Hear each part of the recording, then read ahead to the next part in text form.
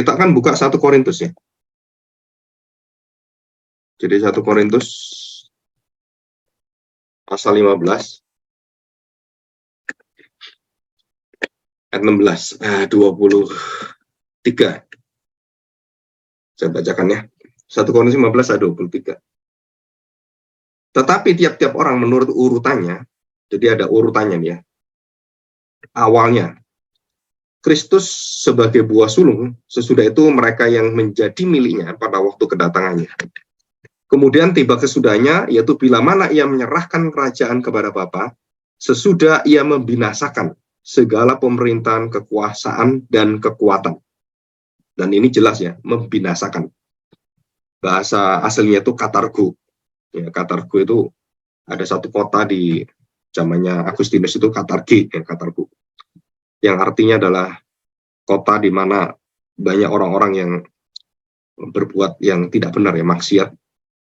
Dan seperti pada awal mula Alkitab ya, banyak kota-kota yang melawan Tuhan, Sodom Gomora, kota yang dibangun oleh Nimrod, Babel, dan semuanya. Dikatakan kemudian tiba kesudahnya, yaitu bila mana ia menyerahkan kerajaan kerajaan Allah kepada Allah Bapa. Sesudah ia membinasakan segala pemerintahan dan kekuasaan dan kekuatan. Karena ia harus memegang pemerintahan sebagai raja, sampai Allah meletakkan semua musuhnya di bawah kakinya. Jadi ini tanda petik ya. Banyak orang Kristen mengatakan kita injak musuh-musuh kita di bawah kaki kita. Memang betul waktu perang gitu ya. Secara fisik Daud itu menginjak kepalanya raja atau siapapun yang ditaklukkan itu bisa. Tapi ini kaitannya adalah tentang kekuatan kekuasaan pemerintahan yang tidak mungkin diinjak oleh siapapun kecuali Kristus sebagai manusia Allah itu.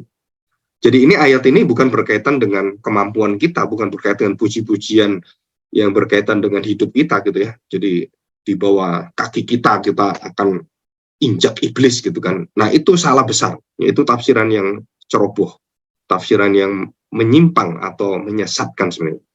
Dan ini jelaskan bahwa Yesus Kristus harus memegang pemerintahan sebagai raja sampai Allah meletakkan semua musuhnya di bawah kakinya.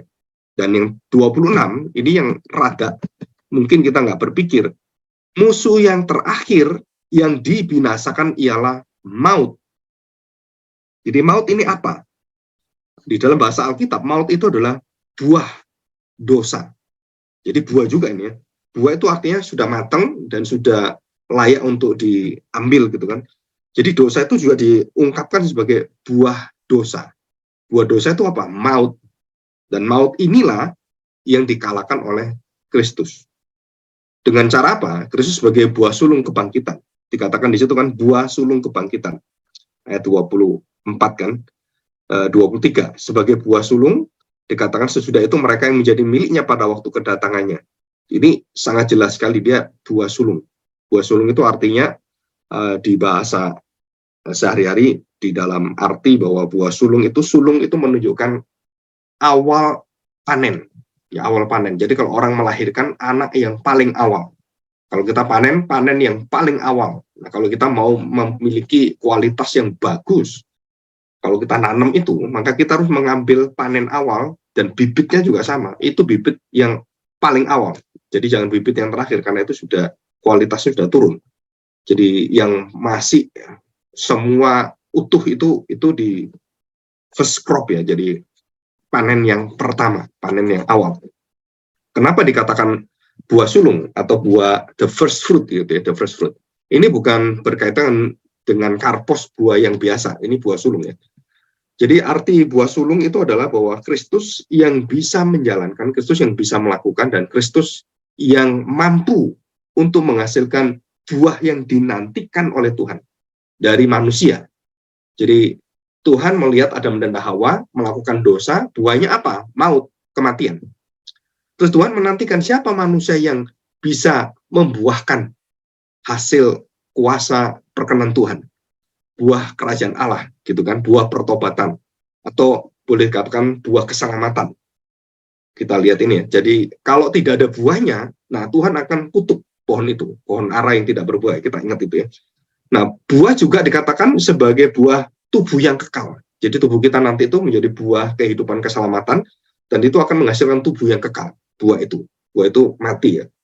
Dan ada lagi buah sebagai orang pilihan. Jadi Tuhan itu memilih kita, dan pilihan Tuhan itu dalam hidup kita itu akan menghasilkan buah. Nah, buah yang bagaimanakah yang akan kita hasilkan, dan buah apakah yang akan kita hasilkan adalah buah yang berasal dari buah sulung, berasal dari Kristus. Dan sampai 22 ini ya, yang saya kumpulkan, buah penginjilan. Jadi orang-orang yang mengabarkan Injil ada buah penginjilan. Di dalam 1 Roma pasal 1 ayat 13 itu disebut begini. Saudara-saudara, aku mau supaya kamu mengetahui bahwa aku telah sering berniat untuk datang kepadamu, tetapi hingga kini selalu aku terhalang, agar di tengah-tengahmu aku menemukan buah, itu buah penginjilan, buah misi, ya, buah penginjilan. Di tengah-tengahmu aku menemukan buah, jelas kan buah, jadi ada hasilnya. Seperti juga di tengah-tengah bangsa bukan Yahudi yang lain. Jadi ini bangsa bukan Yahudi, buahnya sudah ada. Tapi bangsa Yahudi sendiri yang non-Yahudi sudah terlihat buahnya begitu limpah. Nah, bangsa Yahudi sendiri, orang Israel sendiri, buahnya itu sangat sedikit dan tidak banyak. Dan hanya orang-orang tertentu yang bisa percaya. Yang sebagian besar itu mereka menolak Mesias, yaitu Kristus Yesus sebagai Mesias. Dan ini jelas ya, dikatakan di situ. Juga di ayat 16 ayat 5. Roma 16 ayat yang kelima.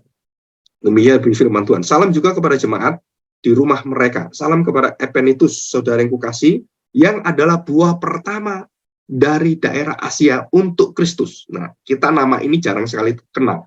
Epenitus. Jadi orang-orang yang menerima firman Tuhan pertama kali. Jadi kalau kita pergi ke desa atau ngabarkan Injil, terus ada orang yang percaya pertama kali, dan Bapak itu menyerahkan hidupnya, itu sebagai buah penginjilan, buah Epenitus. Jadi seperti Epenitus, buah pertama yang ada di Asia. Dan tidak terdengar lagi Epenitus itu jadi apa, kita nggak tahu. Ya, pasti dia jadi seorang yang mengabarkan Injil. Tidak dituliskan dalam Alkitab. Buah Epenitus atau buah penginjilan. Dan juga ada buah pengudusan di dalam Roma pasal 6 ayat 22. Ya. Demikian bunyi firman Tuhan. Dan buah apakah yang kamu petik daripadanya? Semua itu menyebabkan kamu merasa malu sekarang. Karena kesudahan semuanya ialah kematian, maut. Buah dosa itu maut. 22. Tetapi sekarang setelah kamu dimerdekakan dari dosa, dan setelah kamu menjadi hamba Allah, kamu beroleh buah yang membawa kamu kepada pengudusan, dan sebagai kesudahan ialah hidup yang kekal. Jadi pengudusan ini membawa kita masuk dalam hidup kekal, mempersiapkan kita memiliki tubuh yang akan menjadi buah tubuh yang kekal. Jadi pengudusan, buah pengudusan membawa kita menerima buah kesempurnaan transformasi tubuh kita, buah tubuh yang kekal ya. Yohanes 13 ayat 5 juga sama. Coba kita lihat ya. Yohanes pasal 13 ayat yang kelima. Demikian bunyi firman Tuhan. Kemudian ia menuangkan air ke dalam sebuah basi dan mulai membasuh dari kaki murid-muridnya, lalu menyeka dengan kain yang terikat pada pinggangnya. Dikatakan di situ kan, dan ini adalah satu tubuh yang baru, tubuh yang kekal. Dan maka sampailah kepada Simon Petrus, kata Petrus kepadanya, Tuhan, engkau tidak membasuh kakiku, apa yang kau perbuat engkau tidak tahu sekarang, tapi engkau akan mengertinya kelak. Di situ ya. Dan jelas sekali dikatakan di sini, ayat yang 12, sesudah ia membasuh kaki mereka, ia menekan pakaiannya dan kembali ke tempatnya, lalu ia berkata pada mereka, mengertikah kamu apa yang telah kuperbuat padamu? Kamu menyebut aku guru dan Tuhan. Katamu itu tepat, sebab memang akulah guru dan Tuhan. Jadi jikalau aku membasuh kakimu, aku yang adalah Tuhan dan gurumu, maka kamu pun wajib saling membasuh kakimu.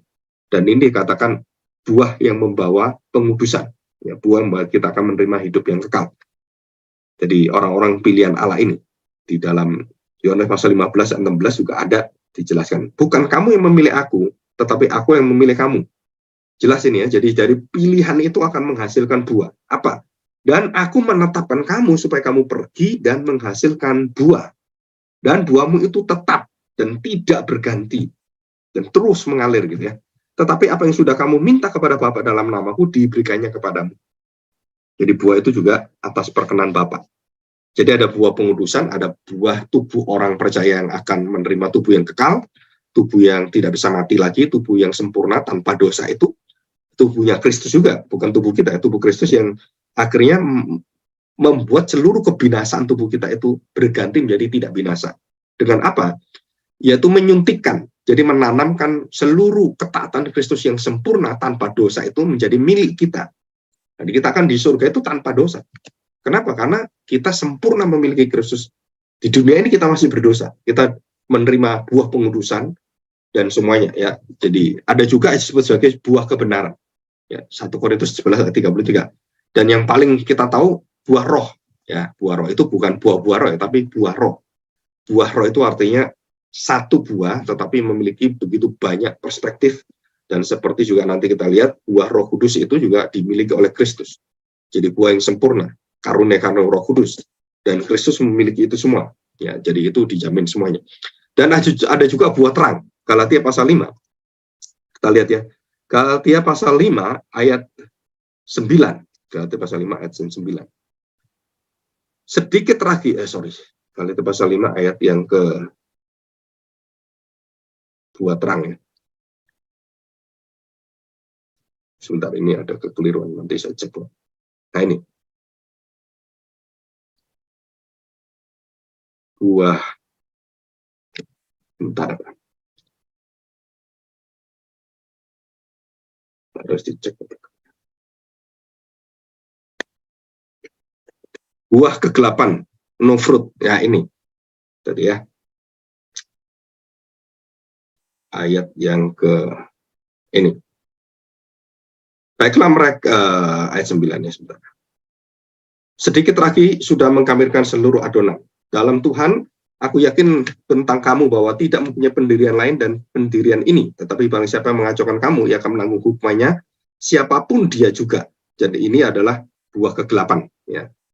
Dan juga ini katakan, baiklah mereka menghasut kamu, itu mengebirikan saja dirinya. Saudara, ayat 13, memang kamu telah dipanggil merdeka, tetapi janganlah kamu mempergunakan kemerdekaan sebagai kesempatan untuk kehidupan dalam dosa, melainkan layanilah seorang kan yang lain. Dikatakan di sini, hidup menurut daging itu ya.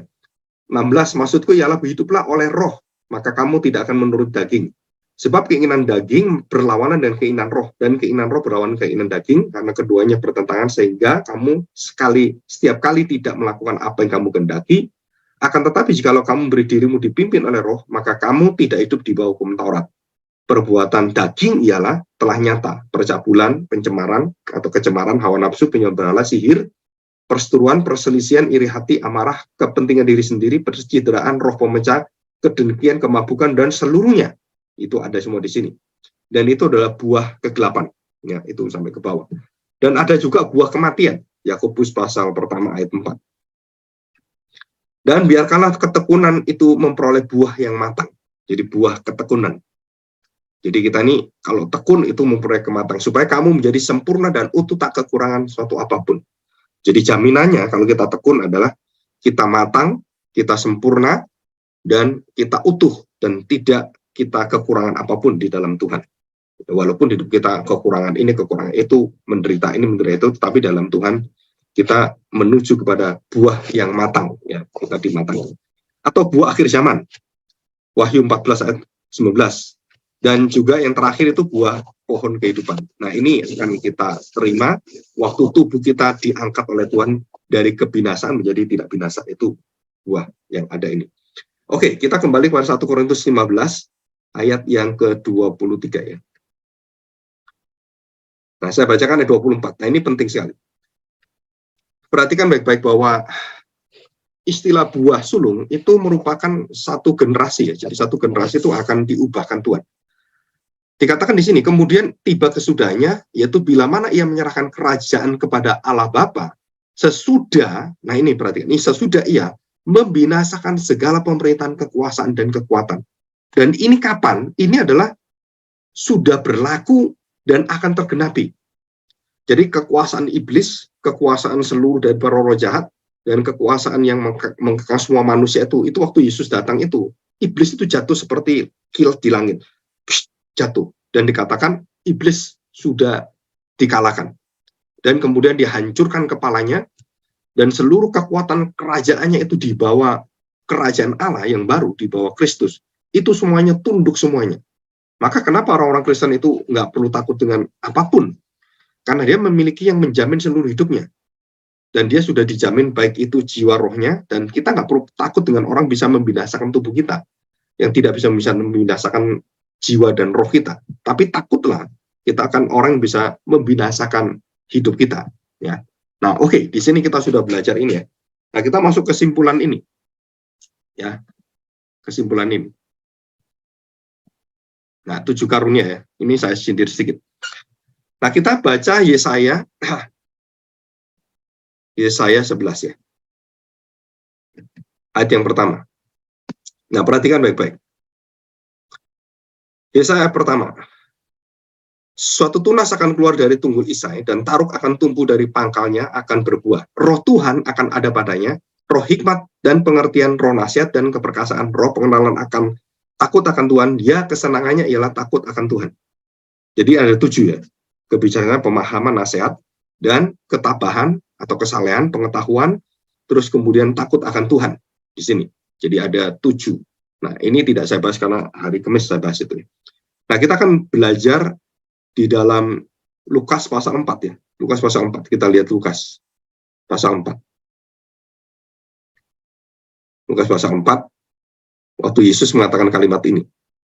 Ya, ayat yang ke-16. Ia datang ke Nazaret, tempat ia dibesarkan. Ya, kita ingat ya Nazaret ya. Dan itu satu tunas ya, Natsar atau Netzer. Tunas. Nazaret itu berasal dari kata Netzer, ya, tunas.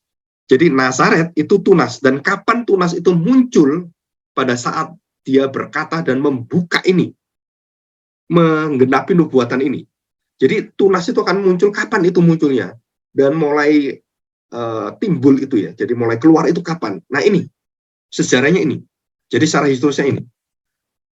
Perhatikan baik-baik. Ia datang ke Nazaret, tempat ia dibesarkan, dan menurut kebiasaannya pada hari Sabat, ia masuk ke rumah ibadat, lalu berdiri hendak membaca dari Alkitab, kitab suci. Perjanjian Lama ini ya. 17, kepadanya diberikan kitab Nabi Yesaya, dan setelah dibukanya, ia menemukan nas di mana ada tertulis. Ya, dibuka ini. Dan pas yang dibuka itu adalah Yesaya 11.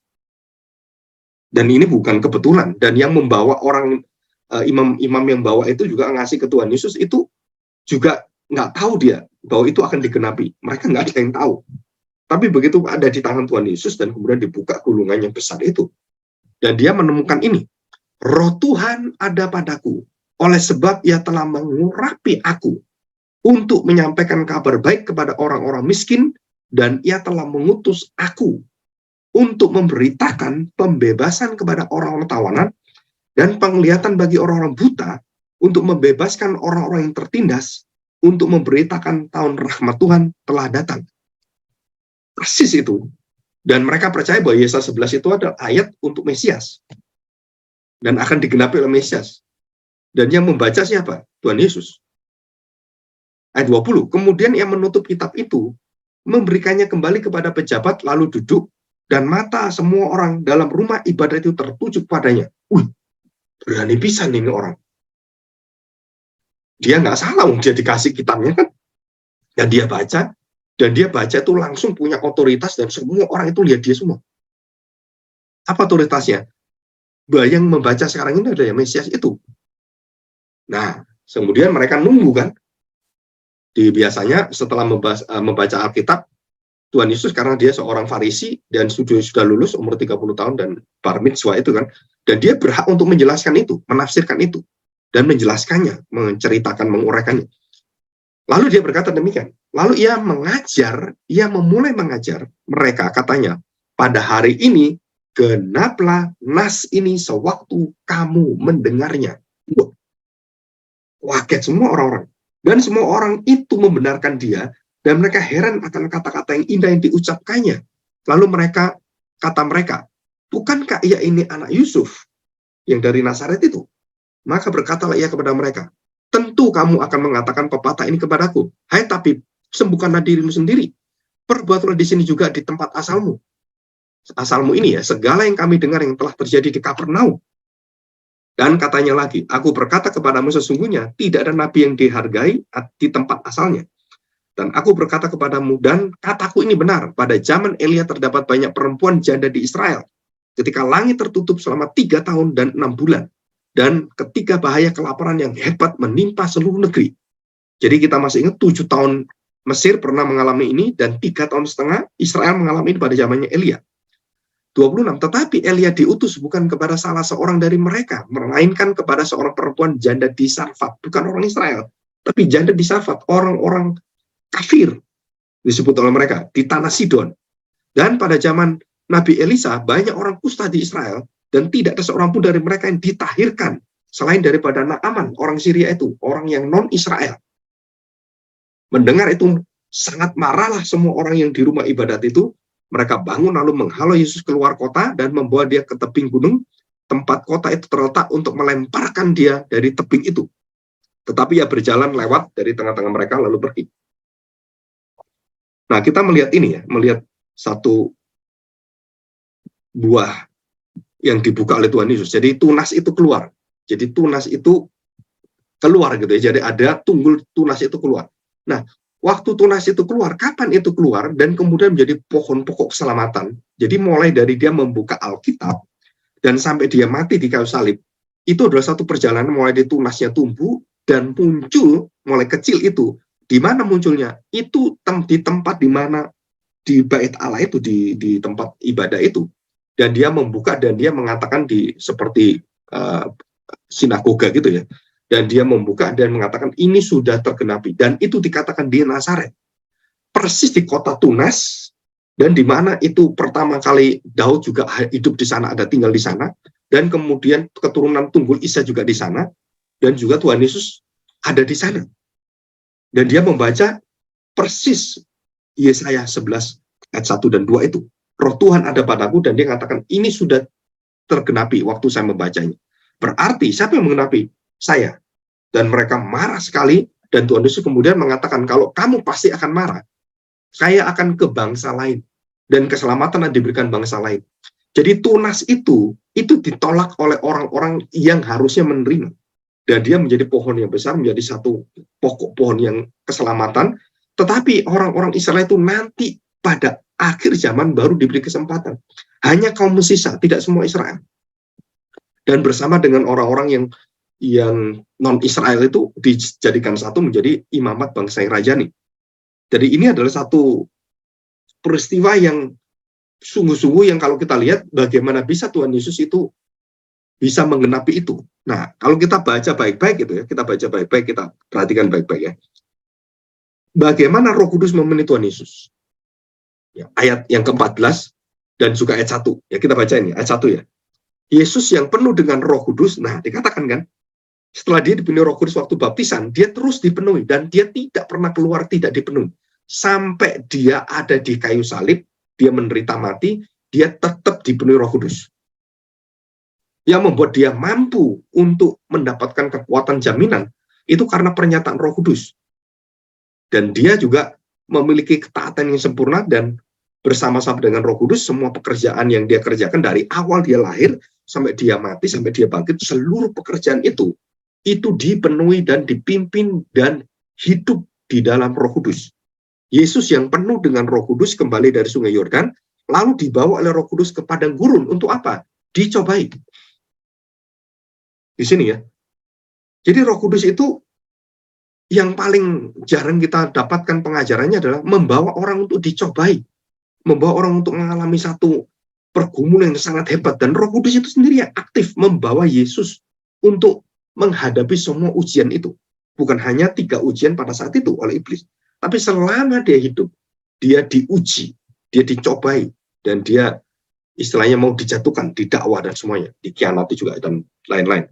Nah, kita lihat ayat yang ke-14. Dalam kuasa Roh kembalilah Yesus dari Galilea, dan tersiarlah kabar tentang dia di seluruh daerah. Jadi Tuhan Yesus kenapa bisa dikenal orang banyak itu? Salah satunya adalah penyertaan Roh Kudus. Jadi semua orang itu ingin tahu dia, kenapa? Karena dia melakukan banyak mujizat, dan termasuk yaitu yang dia hari itu setelah dari Kapernaum banyak mujizat dilakukan, baik itu air jadi anggur dan semuanya. Dia kembali ke Nazaret, dan dia membuka kitab itu setelah dia melakukan kuasanya, dan dia mengatakan Roh Tuhan ada padaku dan sudah genaplah nats ini.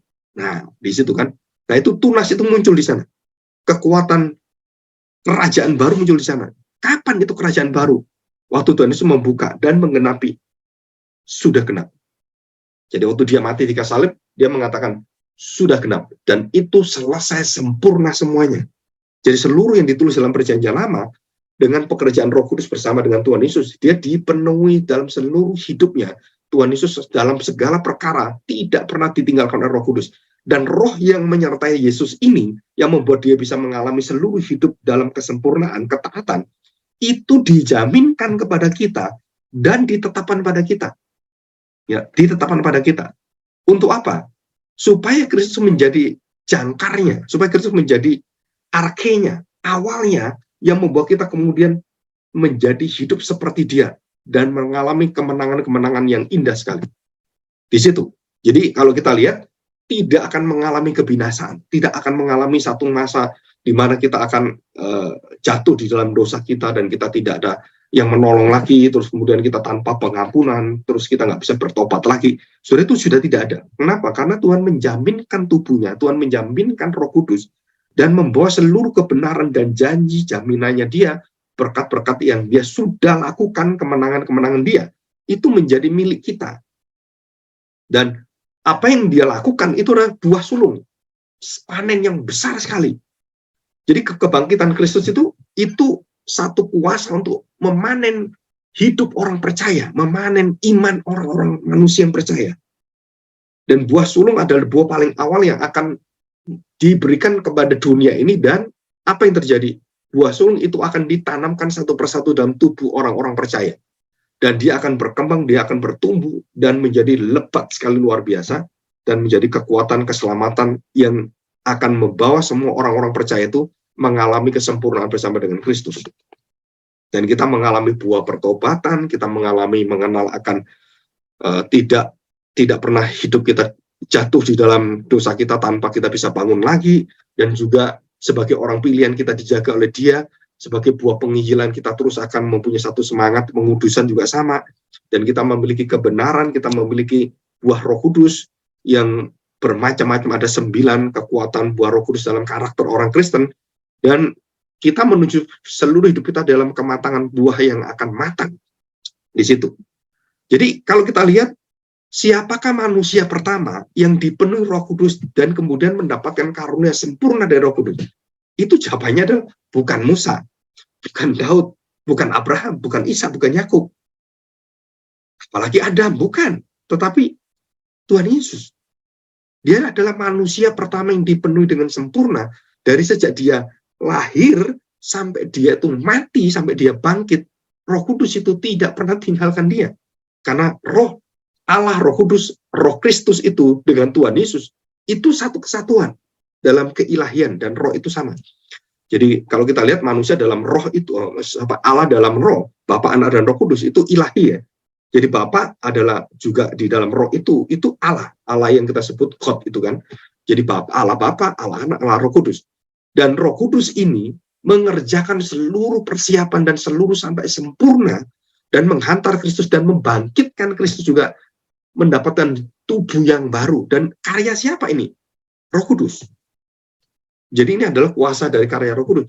Dan apa yang dikerjakan di dalam diri Tuhan Yesus itu, mengalahkan maut dan mengalahkan kematian, kebinasaan, itu kemudian oleh Tuhan Yesus dijaminkan kepada kita, bahwa aku akan mengutus Roh Kudus, akan diam dalam hatimu, dan akan memenuhi engkau, dan akan memberikan karunia, dan kamu akan menjadi seperti aku. Jadi serupa Kristus itu bukan cuma serupa dalam arti saya mengasihi orang, bukan. Itu ketaatannya, jaminannya, tubuh kemuliaannya, itu seluruh paket Kristus itu dalam hidup yang sempurna, itu menjadi jaminan bagi kita. Dan ini adalah satu kuasa kemenangan dalam hidup orang percaya. Jadi kenapa iblis itu takut sekali dengan Kristus? Kenapa iblis takut dengan orang Kristen? Karena kita memiliki Kristus, kita memiliki tubuh Kristus yang tidak bisa dikalahkan oleh kegelapan, yang tidak bisa dikalahkan oleh iblis. Dalam segala perkara kita bisa dipengaruhi, kita bisa tanda petik dijatuhkan, tapi roh itu membangkitkan kembali. Bahkan mati seperti Kristus pun, saudara-saudara bisa dibangkitkan loh. Maka Lazarus waktu dibangkitkan Tuhan Yesus, dan dia mengatakan, aku bangkitkan dia sekarang. Maria, Marta nggak percaya. Oh iya, nanti akhir zaman kita dibangkitkan. Berarti mereka udah tahu bahwa kita orang-orang percaya nanti akhir zaman dibangkit. Iya, tapi sekarang nggak bisa, udah mati 4 hari. Tuhan katakan, ini hari ini aku bangkitkan. Dan itu menunjukkan apa? Ada satu jaminan dari Tuhan bahwa kematian itu kemudian diambil kembali dan dikalahkan oleh Tuhan. Dan Lazarus dipanggil dan dia bangkit. Dan dia mati lagi. Jadi Lazarus bukan buah sulung kebangkitan, bukan. Tapi Kristus yang bangkit selama-lamanya. Tidak mati. Nah, kalau siapa ini Lazarus, kemudian Elia, Elisa, itu manusia-manusia yang masih memiliki ketidaksempurnaan. Tapi Kristus adalah manusia sempurna dan dia menjadi buah sulung kebangkitan. Buah sulung kebangkitan adalah tidak pernah ada kebangkitan selain dia. Kenapa dia bisa memiliki buah sulung kebangkitan? Karena pekerjaan hidup dia dipenuhi oleh Roh Kudus. Dan di sini, jadi buah yang terakhir adalah buah hidup yang kekal, buah kebangkitan, buah sulung kebangkitan. Buah sulung kebangkitan inilah yang menjadi jaminan, menjadi kekuatan, menjadi harapan bagi kita. Nah, kita lihat Roma pasal 8 sebagai ayat terakhir ya. Roma pasal 8. Judulnya apa? Perhatikan, Sob. Jadi Rasul Paulus ini sudah mengerti bagaimana dia mengintegrasikan, menghubungkan semua peristiwa-peristiwa yang ada, bagaimana dengan sejarah Tuhan Yesus, hidupnya bagaimana, kematian bagaimana, dan apa yang diajarkan. Itu diringkas oleh Rasul Paulus dalam Roma pasal 8. Hidup oleh roh. Jadi oleh ya, by spirit. Jadi living by spirit. Jadi saya hidup oleh roh. Jadi oleh roh artinya apa? Dikatakan di sini, ayat yang pertama. Demikianlah sekarang tidak ada penghukuman bagi mereka yang ada di dalam Kristus. Jadi kita ini nggak pernah akan dihukum, nggak pernah akan dibinasakan, nggak pernah akan dikutuk, nggak pernah akan mendapatkan maut. Nggak pernah. Kenapa? Karena maut sudah dikalahkan. Dan tubuh yang mengalahkan maut itu dijaminkan pada kita waktu kita menerima baptisan kudus. Nah, nanti saya jelaskan ini. Ya, 2. Roma pasal 8 ayat 2. Roh yang memberi hidup telah memerdekakan kamu dalam Kristus dari hukum dosa dan hukum maut. Dosa dan akhir dari dosa, maut. Kamu sudah dimerdekakan, dilepaskan. Justru ini jaminan yang luar biasa sebenarnya. Ini ayat yang kalau saya pikir ayat-ayat yang kalau orang-orang mau mati dalam kesengsaraan pergumulan, ini ayat yang jelas sekali. Membuat kita memiliki harapan hidup setelah ini, afterlife. Apa afterlife? Hidup kekal bersama dengan Tuhan. Berdamai, memiliki sukacita yang luar biasa dengan Tuhan. Jadi semua kematian orang Kristen, semua kematian orang percaya, kalau dia sudah dimeteraikan oleh buah sulung, tubuhnya itu akan mengalami sukacita yang besar. Dan di akhir zaman akan diangkat tubuhnya dan jiwa dan rohnya itu bersama dengan Tuhan, damai luar biasa. Jadi sekarang ini, orang-orang yang meninggal itu bersama dengan Kristus, itu mengalami satu damai, bukan mengalami satu seperti di tempat penantian yang sendirian, gitu, toleh-toleh, gitu kan. Enggak, saudara. Jelas sekali dalam Tesalonika katakan bahwa kamu kalau sudah mati bersama dengan Kristus, dan bersama dengan Kristus di, tanda petik, saudara, di surga yang masih akan diberikan pada kita nanti, surga yang langit dan bumi yang baru. Ini surga bersama dengan surga yang Tuhan ada di sana. Dan roh kita dikumpulkan bersama-sama dengan Kristus. Dan kita dibawa. Dan kita tahu, pernah saya jelaskan bahwa orang mati, roh itu dibawa oleh malaikat. Jadi roh kita ini dihantar oleh malaikat. Jadi kapan itu? Saya nggak tahu. Ya, kapan itu saya nggak tahu. Karena orang mati itu kan dalam pergumulan. Jadi pergumulan-pergumulan sebelum mati itu antara dia dengar dan dia lihat semuanya. Sampai roh itu, dan ini pekerjaan Roh Kudus ya, sampai akhirnya roh itu membawa dia, jiwa roh orang mati ini, terus diangkat dan dibawa kepada Kristus. Itu malaikat yang bawa. Lupa, kenapa malaikat? Ya kita kan nggak tahu arahnya kemana roh kita juga. Kalau nggak ada yang mengarahkan, bagaimana mengarahkan semua? Itu ada di dalam Alkitab seperti itu.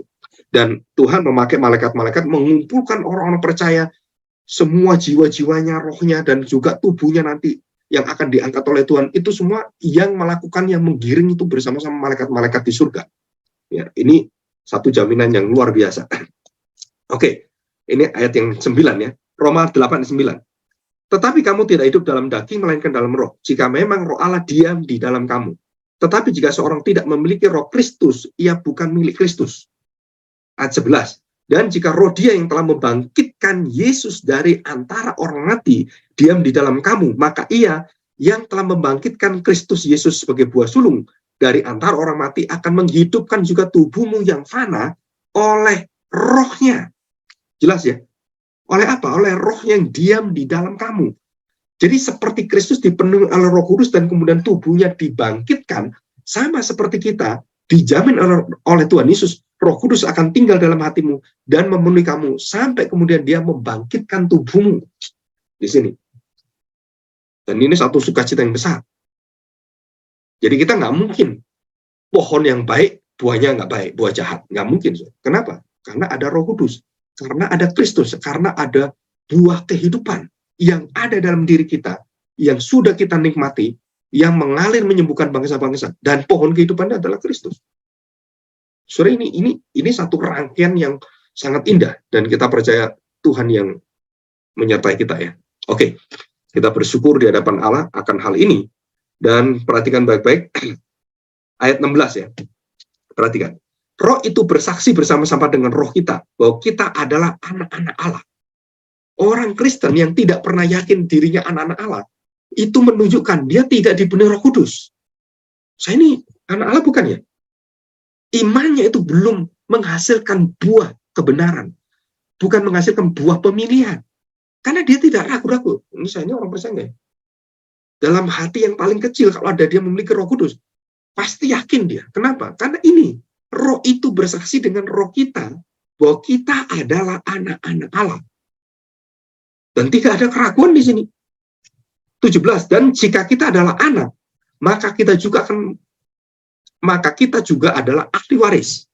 Maksudnya, orang-orang yang berhak menerima janji-janji Allah, yang akan menerimanya bersama-sama dengan Kristus, yaitu jika kita menderita bersama-sama dengan Dia, supaya kita juga dipermuliakan bersama-sama dengan Dia. Dan inilah nilai yang tertinggi dari rohani Kristen, pertumbuhan rohani Kristen. Apa itu? Menderita bersama-sama dengan Dia, supaya kita dipermuliakan bersama-sama dengan Dia. Maka seluruh gereja yang mengajar penderitaan itu harus kita hindari. Saudara, menyesatkan. Kenapa? Karena ayat ini jelas sekali. Kalau kamu tidak menderita, kamu tidak menerima hidup dipenuhi Roh Kudus. Manusia sengsara, manusia penuh dengan, kalau kita ngomong, pergumulan-pergumulan yang sangat menyakitkan, menyedihkan. Manusia yang dikatakan manusia yang pokoknya manusia terkutuk, itu Tuhan Yesus. Dan seluruh hidupnya itu dimusuhi, dicaci maki, digebukin. Wah, itu betul-betul manusia yang tidak ada harganya. Tapi dikatakan di sini, Dia mengalami itu semua untuk menjadikan kita juga mengalami penderitaan-penderitaan yang membuat kita bisa dimuliakan bersama dengan Dia. Jadi penderitaan Kristus yang dihadirkan dalam diri kita supaya kita mampu menderita, karena Dia sudah mengalahkan penderitaan. Dia sudah mengalahkan dosa, Dia sudah mengalahkan maut itu, Dia sudah bangkit, dan itu menjadi janji-janji yang ada dalam hidup kita. Dan kita bersyukur, kenapa? Karena kita dijamin oleh Tuhan Yesus sendiri, dan kita didiami oleh Roh Kudus, dan tidak ada manusia yang jamin kita, dan tidak ada pendeta yang jamin kita. Nggak ada, saudara. Jadi kalau ada seorang hamba Tuhan pendeta, udahlah, kamu kalau gereja saya, kamu pasti selamat gitu. Wah, itu menyesatkan. Kenapa? Gereja saya ini gereja yang paling benar, teologianya paling benar. Siapa bilang, saudara? Bukan teologi yang menyelamatkan orang, tapi Kristus dalam dirimu yang sudah bangkit di roh itu memenuhi kamu dengan kematian Kristus, penderitaannya dan kemudian kemuliaannya. Nah, itu yang membuat kamu diselamatkan. Bukan teologi kita, bukan gereja kita, bukan pendeta kita, bukan perbuatan baik kita. Saudara, itu adalah karya dipenuhi Roh Kudus. Itu anugerah. Anugerah itu artinya apa? Kita tidak melakukannya. Kita tidak berbuat untuk itu, sehingga kita mendapatkan hasilnya. Jadi kalau saya puasa, Tuhan maafkan saya. Kalau saya puasa, Tuhan ampuni saya. Nggak ada itu di orang Kristen. Kita berpuasa bukan untuk menyelamatkan kita, untuk memaafkan dosa kita, bukan.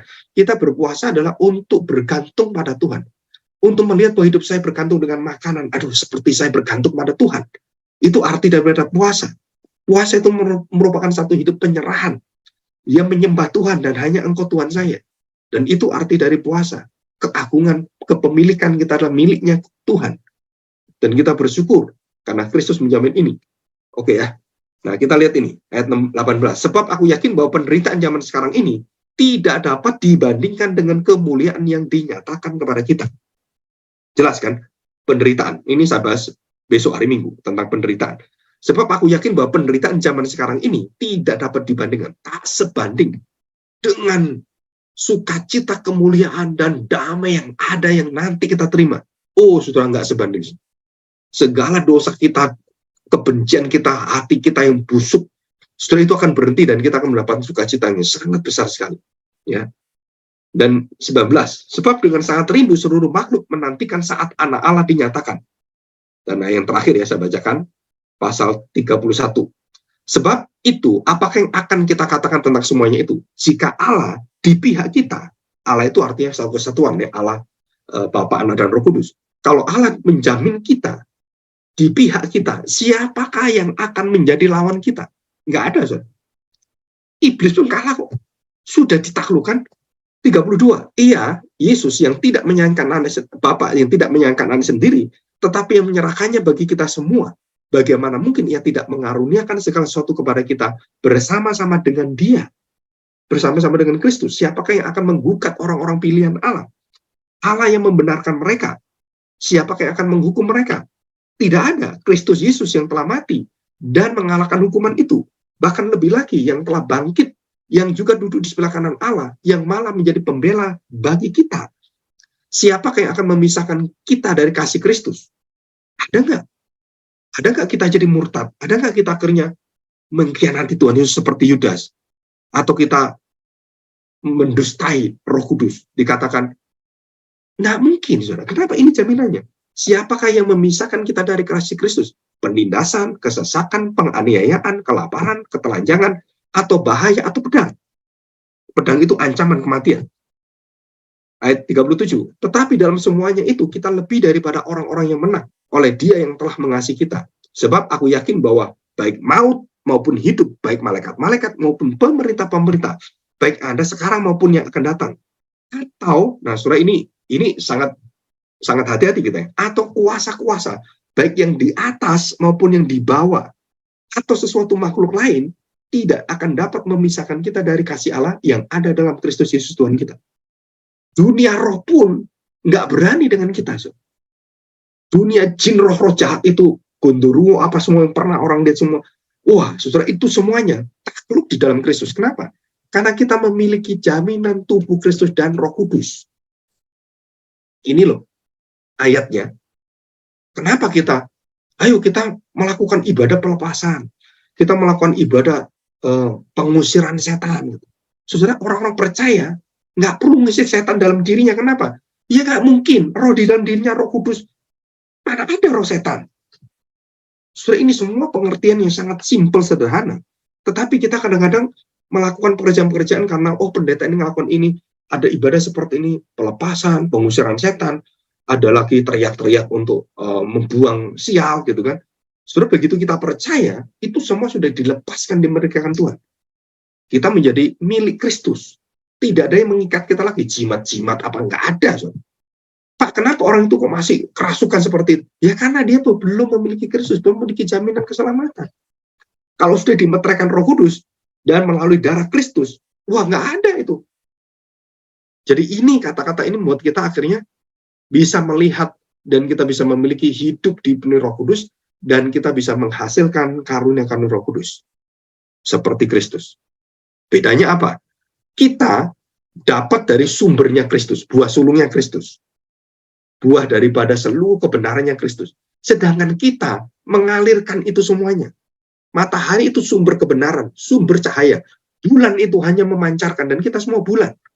Kita semua bulan. Kristus itu adalah terang, matahari kita. Dan kita semua bulan. Tanpa terang mati kita. Nggak bisa. Ya. Oke, kita bersyukur sekarang kita masuk dalam doa. Dan kita